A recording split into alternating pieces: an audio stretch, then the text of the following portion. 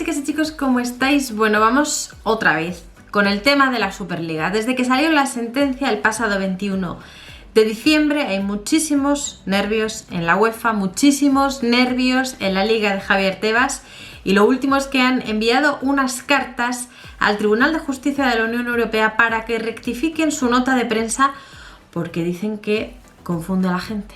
Venga, vamos a comentarlo.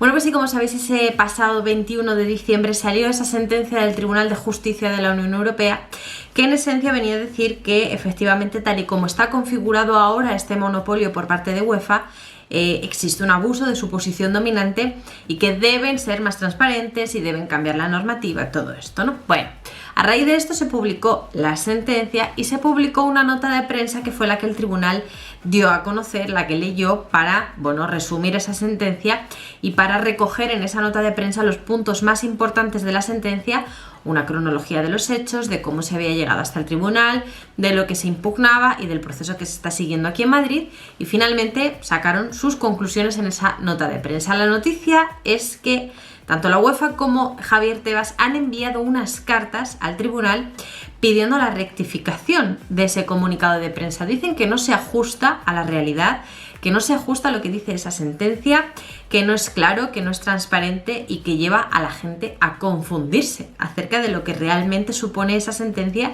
y supone el veredicto del Tribunal de Justicia de la Unión Europea, ¿no? Me hace gracia porque, bueno, no solicitan la rectificación de la sentencia, pero sí de la nota porque dicen que lleva a confusión. La carta de la UEFA ha sido publicada por The Times, es una carta extensa, como podréis comprobar, pero básicamente critica la inexactitud y la contradicción del comunicado de prensa enviado tras el fallo. Yo os voy a resumir lo que dice cada una de las cartas y luego os voy a dar la razón que yo creo que hay para que esto no tenga sentido, porque si comparamos la nota de prensa con algunos de los puntos de la sentencia, es que utiliza palabras textuales de la sentencia y utiliza frases textuales de la propia sentencia. O sea, el comunicado de prensa está basado en la sentencia, como ahora después veremos, y por tanto entiendo que no tienen que no tienen sentido estas cartas que manda tanto UEFA como Javier Tebas al Tribunal de Justicia. Pero bueno, lo que dice la carta de la UEFA, que insisto ha sido publicada por The Times, es que las notas de prensa que emita el tribunal deben reflejar al menos fielmente el contenido real de la sentencia. Si bien apreciamos que los comunicados de prensa no vinculan al tribunal, son el punto focal de la atención de los medios en los casos de alto perfil y dañan la percepción y reputación de la UEFA, dada la extrema gravedad del asunto. Concluye esta carta de la UEFA: los comunicados también permanecen en el sitio web del tribunal. Además, en un caso de alto perfil como este, atraen mucha atención e influyen en la forma en que se percibe el caso. Pedimos, en consecuencia, que se asegure que el comunicado de prensa se modifique para reflejar con precisión la sentencia del tribunal. Bueno, insisto que ahora os voy a leer una parte de la sentencia y una parte de la nota de prensa y vais a decir, pero si es lo mismo. Para mí, pataleta tremenda, absoluta y total de la UEFA y de Javier Tebas. Por supuesto, cartas que han enviado de forma conjunta, en forma de colaboración. O sea, no es que a cada uno en su casa se le haya ocurrido mandar una carta al Tribunal de Justicia pidiendo la rectificación, sino que evidentemente se han llamado y han dicho, oye, vamos a hacer algo, vamos a pedir que cambien el comunicado de prensa para que al menos la gente no piense que la Superliga pueda salir adelante, cuando es evidente que puede salir adelante, ¿no? Javier Tebas ha mandado una carta prácticamente en los mismos términos que la UEFA. No sé quién se lo ha mandado a quién, supongo que Ceferín es quien ha dirigido a Javier Tebas en este caso. Voy a resaltar solo un párrafo de su carta que me llama muchísimo la atención porque insisto que va con el mismo tono que la carta de la UEFA. Más lamento tener que constatar que el comunicado referido al asunto European Super League Company dista de cumplir dicho requisito. Al contrario, expresó unas conclusiones sobre la sentencia que no se corresponden con la realidad. Es de prever, por ende, que tampoco lo cumplirán las expectativas que dé la unidad de prensa e información en relación con este comunicado, que sigue a disposición del público en su página de internet. Todo ello es una práctica contraria a los más elementales códigos deontológicos del periodismo y la comunicación. Como veis, palabras muy parecidas, frases muy parecidas, evidentemente en una comunicación conjunta hecha por la UEFA y por la Liga, y tratando de que de alguna manera esto se suavice a través de otro comunicado que entiendo que no se va a producir. Supongo que no se debería producir otro comunicado, otra nota de prensa, porque la nota de prensa que hay recoge el resumen de la sentencia. Obviamente no resume, o sea, no recoge el tenor literal de la sentencia, porque para eso está la sentencia, pero sí un resumen de la misma, y como vais a ver, con frases exactamente iguales. La Superliga se ha pronunciado, ha dicho que esto es una pataleta de la UEFA y de la Liga porque no están de acuerdo con lo que ha dicho el Tribunal de Justicia de la Unión Europea, porque no es cierto, no es cierta la imagen que quieren trasladar y que intentó trasladar Javier Tebas ese mismo día, de tranquilidad, de sosiego, una imagen que trató de mostrar ante los micrófonos, pero que luego en Twitter, por ejemplo, vimos que no era real, que no estaba tranquilo, que no paraba de tuitear, que encima lo hacía tan deprisa y tan nervioso que no escribía bien. O sea, se notaba muchísimo el nerviosismo, se notaba muchísimo la tensión. De hecho, crearon esa rueda de prensa telemática con un montón de miembros de la UEFA. O sea, que se pusieron evidentemente nerviosos ante este fallo, y no es una cosa de, bueno, esto sigue como antes, no, aquí no ha pasado nada y ya está, porque si no, no se hubiesen movilizado tanto, ¿no?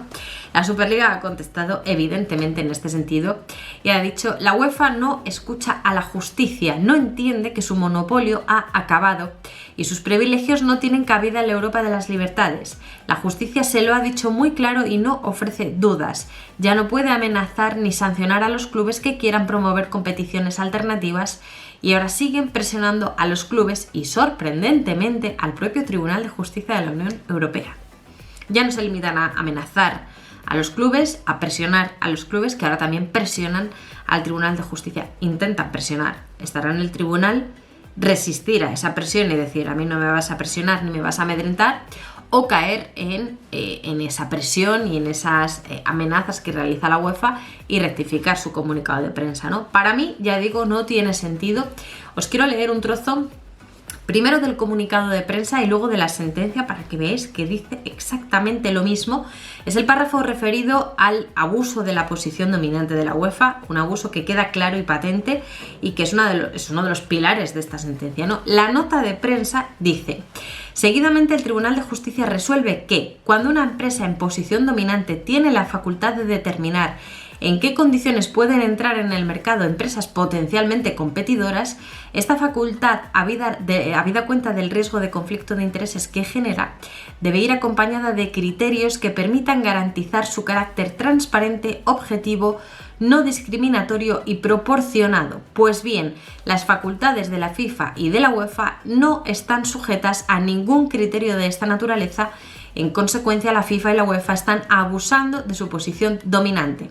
Este es el resumen de la nota de prensa. Os voy a leer el párrafo de la sentencia, esa que dicen que no se refleja, ¿no?, en este comunicado.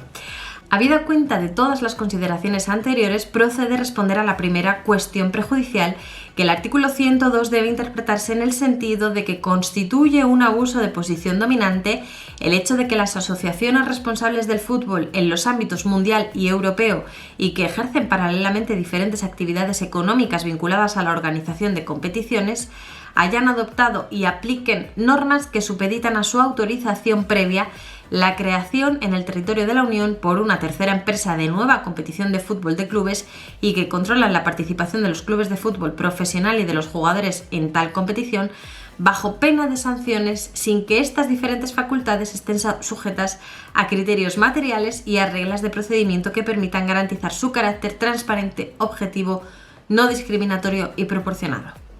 Es lo mismo, solo que se hace un resumen en la nota de prensa con un lenguaje ciertamente más accesible, más entendible, pero es exactamente lo mismo. El abuso de la posición dominante que tienen FIFA y UEFA en este monopolio que están ejerciendo, sometiendo a su autorización previa, crear nuevas competiciones cuando no tienen reglas transparentes, objetivas, no discriminatorias y proporcionadas. Exactamente lo mismo. Evidentemente, como he dicho, para mí esto es una pataleta, no se acepta el resultado del fallo, no se acepta la sentencia del tribunal y lo que les queda.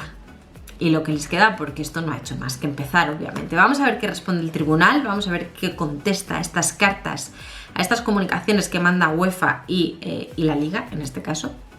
De momento quiero saber, como siempre, qué opináis vosotros. Así que como siempre os pido, dejádmelo en los comentarios y por supuesto dejadme un gran like, suscribíos al canal si todavía no lo estáis y nos vemos en el siguiente vídeo.